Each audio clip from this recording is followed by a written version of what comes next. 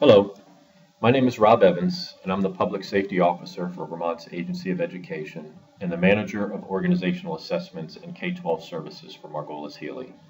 In April of this year, Vermont's Agency of Education and the Department of Public Safety retained the services of Margolis-Healy, a professional services firm specializing in campus safety and security for higher education and K-12 schools, to enhance the level of school safety and security planning currently taking place across Vermont. Today, I'm pleased to present the first in a series of online trainings that are being developed, which are designed to educate school faculty and administrative staff on specific response actions that might need to be taken during an emergency at your school. I am pleased to introduce Ms. Barb Neal and Ms. Dawn Anderson, who are from Vermont's 911 board, who will provide you with the information and tools needed to effectively communicate with 911 during an emergency. Upon completion of this training, these training slides will be available online at the Agency of Education's website. In addition, at a future date and time to be determined, we will be offering an online blog session with Dawn and Barb to answer any specific questions you might have after viewing this training.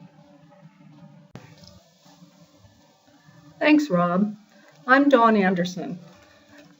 As 911's public educator, my job, boiled down to its barest bones, is to remind people about 911 and how and when to use it to get help in an emergency.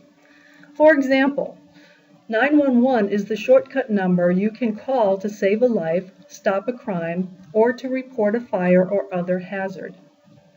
In Vermont, we have another option for getting help, and that is by sending a text to 911.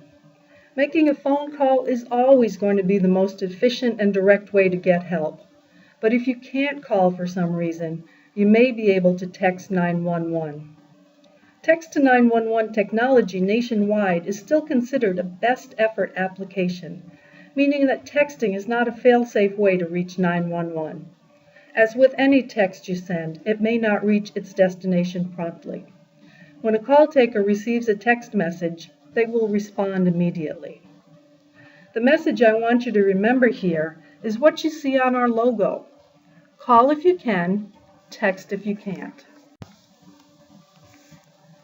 The ability to text to 911 in Vermont is provided by the four major national wireless providers: Sprint, Verizon Wireless, AT&T, and T-Mobile. These providers make text to 911 available to 98% of wireless users in the state. Vermont is the first state in the country to have this kind of extensive coverage, and we're very proud of that accomplishment because it increases the options for those seeking help. Text to 911 is a valuable resource for people who are deaf, hard of hearing, or those who have difficulty speaking. It has proven its worth as a means of reaching help when a person might be at greater risk if they're overheard calling 911. And in many locations where signal reception isn't strong enough to place a voice call, it may be possible to send a text successfully. Remember that the call taker won't know where you are, so when you text to 911, it's very important to provide your location in the first message. Also include the type of help you need. For example, Main Street School, Montpelier, cafeteria, fire. Be as clear as possible and stay away from slang and abbreviations to avoid confusion and misunderstanding. In Vermont, 911 is a statewide system. Calls are answered by one of 8 PSAPs, Public Safety Answering Points, in the state, and texts are answered in 2 of the PSAPs. Your call will not necessarily be answered by the PSAP closest to your physical location, so keep in mind that the call taker may not be familiar with the area that you're calling from. Barb, will you tell us more about the PSAPs, call takers, and how they handle calls? Yes, I will, Dawn. Thanks. Again, my name is Barb Neal, and I'm a training coordinator at the 911 board. While Dawn works primarily with the public and with public education, I work mainly with the PSAPs and the 911 call takers in those PSAPs to help ensure that they're prepared to handle your 911 call. Let's talk about how a 911 call gets to a call taker in Vermont. Each of our 8 PSAPs has what we refer to as a primary call catchment area. A 911 call from a PSAP's primary call area will go first to that PSAP. But if no one is available to answer the call at the primary PSAP, the call will instantly and automatically reroute to another call taker in one of the 7 remaining PSAPs. Let's take a look at the primary call catchment areas for each PSAP. We'll begin with our 4 regional PSAPs. The Hartford Police Department, located in White River Junction, is the primary public safety answering point for all towns represented by the magenta color on the map on the eastern side of the state. The Lamoille County Sheriff's Department, represented on the map in the light purple in north central Vermont, is the primary PSAP for all towns in Lamoille County and also the primary PSAP for the town of Barrie. Some people have wondered why Barrie town calls are routed to the Lamoille County PSAP rather than one that might be a bit closer. The reason for that is that each town and city in Vermont has input on where it wants to send its 911 calls. Officials in Barrie Town asked to have their 911 calls sent to the Lamoille County PSAP, who also happens to provide dispatch services for Barrie Town's emergency responders. So back to our review of the primary call catchment areas. The next regional PSAP to discuss is the St. Albans Police Department in the northwest corner of the state. St. Albans PSAP answers 911 calls for the majority of Franklin and Grand Isle counties, represented by the orange. And the last regional PSAP is the Shelburne Police Department on the western side of Vermont. Shelburne is the primary PSAP for the towns indicated in dark blue. The remaining towns and cities in Vermont have their 911 calls answered in PSAPs operated by the Department of Public Safety at the Vermont State Police Communications Centers. The Derby State Police answers 911 calls for those towns shown in green in the northeast corner of the state. The Rockingham Communications Center in southeastern Vermont answers for the towns shown in yellow. The Rutland PSAP handles 911 calls from all the towns and cities shown in red on the southwestern side of the state. And the Williston PSAP answers 911 calls for portions of Chittenden County and the central Vermont area, represented by the light blue shading. So, as you can see, each PSAP is responsible for answering calls from a specific geographic area, and in some cases that area is quite large.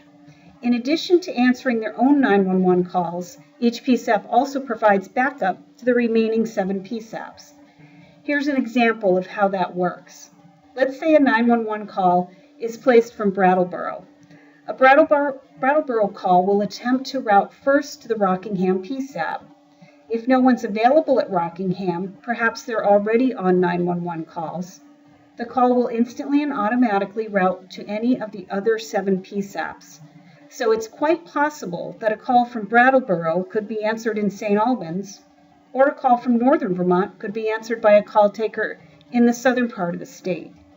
I should mention that this rerouting of calls happens automatically and is seamless. You as the caller will not even know it's happening. Now let's talk about the people who answer your 911 calls. There are approximately 150 certified call takers in the state of Vermont. In general, there are between 15 and 20 call takers logged in to take 911 calls at any given time. All Vermont call takers are certified according to national industry standards, which include completion of a 40-hour certification course, where they learn the essentials of effective emergency communications, completion of an 8-hour equipment training program to learn the hardware and software components of their equipment, and participation in regular continuing education programs designed to keep their skills strong and ensure that they're up to date on current issues in public safety communications. Some examples of recent continuing ed programs include an autism awareness program to help prepare call takers for calls from or about individuals with autism, and a program about the proper use of naloxone, which is a drug that helps combat the lethal effects of opiate overdoses. As new issues in public safety communications are identified, our continuing education program works to keep call takers up to date on those issues. In addition to consistent training requirements, all Vermont call takers have access to the same equipment and same resources to handle your 911 call. 911 callers can expect the same level of service regardless of which PSAP answers their call.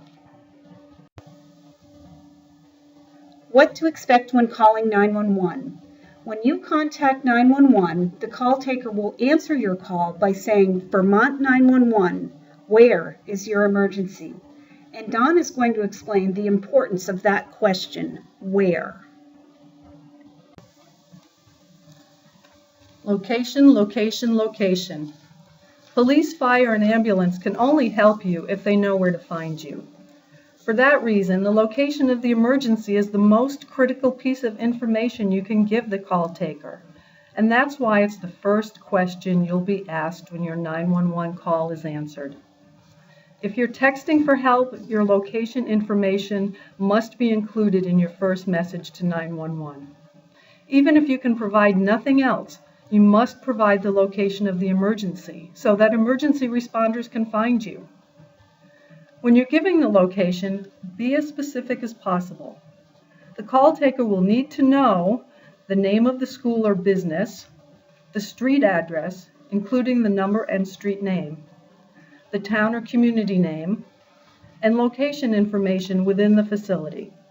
For example, the front office, cafeteria, gym, room number, etc.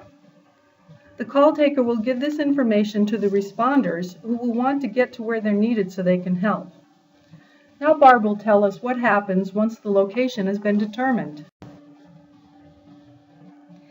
Once the location has been determined, the call taker will need to gather additional information in order to determine which responders are needed.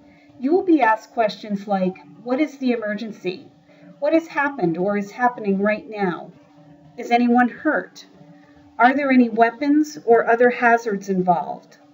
Depending on the incident, there may also be questions about who is involved and how, when, or why the incident occurred.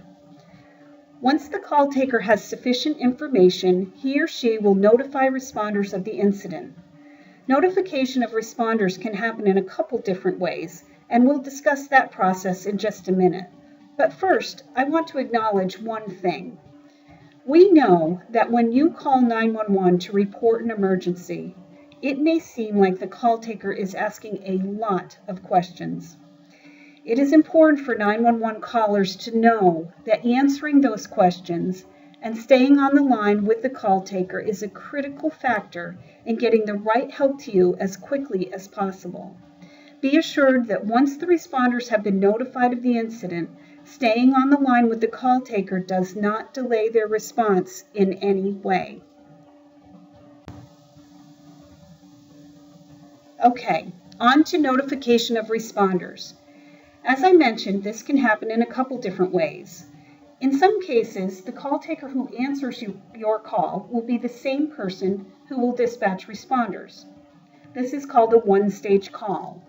In a one-stage call, you may hear the call taker talking to responders on the radio, or you may be asked to hold while that radio communication occurs.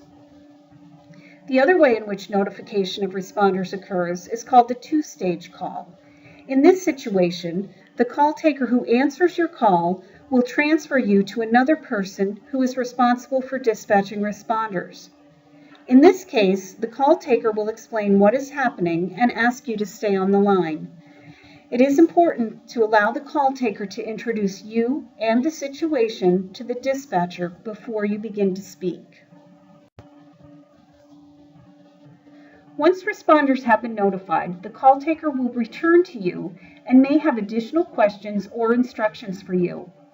Pre-arrival instructions are designed to help keep the situation from getting worse before responders arrive and will vary greatly based on the incident. Pre-arrival instructions can include medical assistance, such as how to control bleeding or even how to administer CPR. Instructions also exist for police and fire emergencies. Again, We remind you that it's important to stay on the line with 911 until you are told it's okay to disconnect. Staying on the line with the call taker for these instructions does not in any way delay responders. And Dawn is going to explain more about why we want you to stay on the line. When you're at the scene of an emergency event and speaking to a 911 call taker, you're playing a valuable role. Not only have you called for help, but you are now the eyes and ears on the scene and able to give the call taker additional information about what's happening on site. If the situation changes, if things get better or worse or just different, you may be able to relay that to the call taker, who can then share it with the responders. Of course, we don't want you to put yourself at risk by staying on the phone, and only you can determine if it's safe for you to stay on the line or if you need to leave the area. If you're in an unsafe location, tell the call taker that you have to leave. If you do have to leave the area and you're calling from a wireline phone, leave the phone off the hook. That will allow the call taker to hear what's going on at the scene. This is especially important for in-progress police events and fires. Barb and I would like to leave you with these reminders and suggestions. Remember that the call taker won't always have access to your location information, especially if you are texting or calling from a wireless device. Provide specific details about where the incident is taking place so we can find you to help you. When speaking to the call taker, try to remain calm and answer clearly. That's not always an easy thing to do, especially when you're upset. I like to encourage people to imagine that they are calling 911 during an emergency and practice keeping calm during the imaginary phone call. Listen to what the call taker says. They have been trained to ask the questions, so let them gather the information in a systematic way.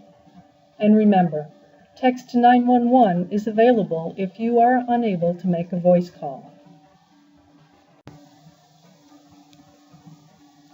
That's our presentation for today. We hope we've given you some useful information about Vermont's 911 system and what to expect should you ever need to call us. Please feel free to contact any of us, Rob, Dawn, or me, with any questions you might have. And we invite you to visit us on the web, like us on Facebook, and watch us on YouTube. Thanks, everyone.